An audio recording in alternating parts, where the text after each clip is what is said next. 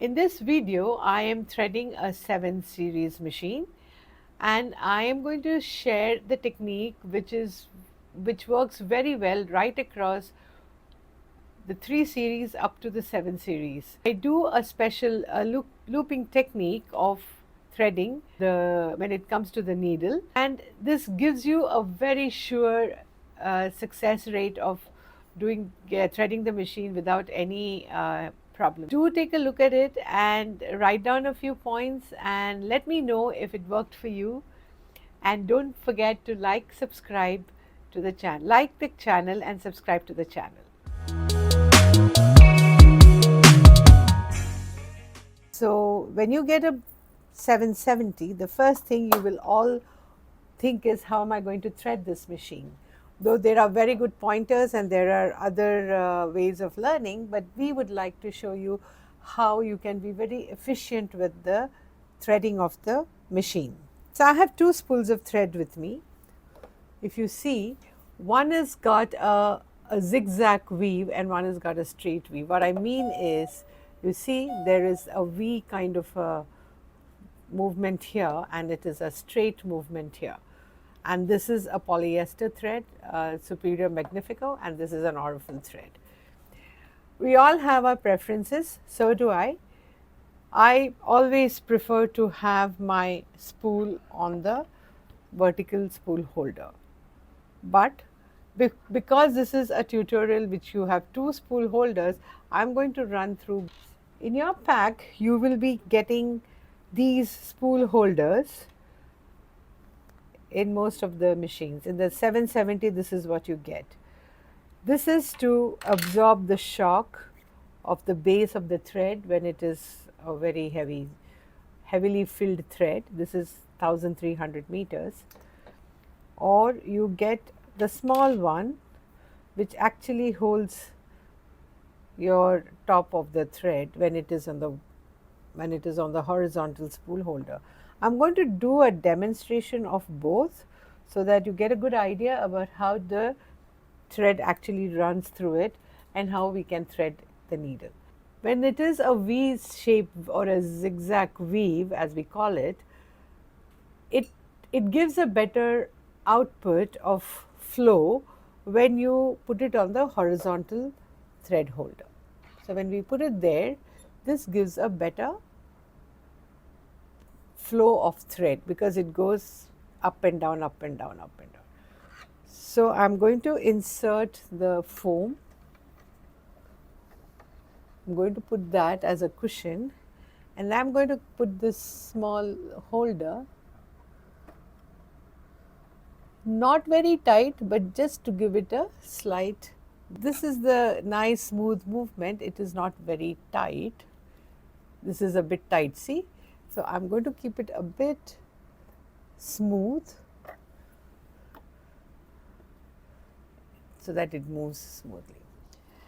So once you have chosen your thread spool, whichever horizontal or vertical holder it's going to sit in, before you start threading, make sure that your presser foot is always on the top position, because once it is down, the tension discs close and the thread may not pass through it. So to keep it open, always keep the presser foot on a up position, and also your needle should be on the top position. So instead of doing it manually, you may not be sure, the best way is to put your needle down and then put your needle up.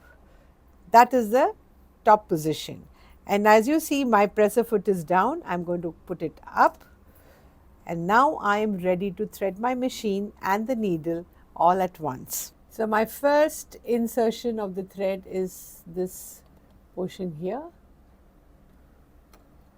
Then I'm following the solid arrow lines going down. Then I'm following this arrow line and going up, and then a U-turn, I take a U-turn and it clicks here. There, it is inside. And then there is a one thread pin here, it goes through that pin, And there is one more just in front of the needle, and it goes through that, and the thread is in front of the needle. I'm going to use the semi-automatic needle threader, where I'm going to position my thread at an angle so that it just gets inside that. Press it all the way down till it gets into the eye, and there is that click sound. Take this thread through this slot here, and I know my thread has caught. That's a feeling you will get. Hold it in front of you, and there you go. It has already taken, and then you can leave this thread, and the threading is done. I'm going to show you how to use the vertical spool holder with the Magnifico straight woven thread. I have already put my foam pad here, and I have also secured it with this small spool holder so that the thread doesn't jump when the machine is in speed. And how we insert it in the first hook here. This is only to use for the vertical spool holder, and then all the other things remain the same. So I take it from there.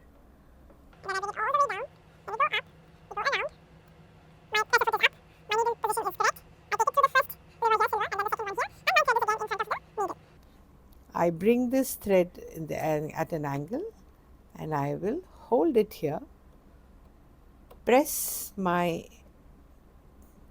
needle threader, push it through the slot and bring it to the front, and as I am threading it, I know this is a loop which is being formed, and there it goes beautifully into the eye of the needle.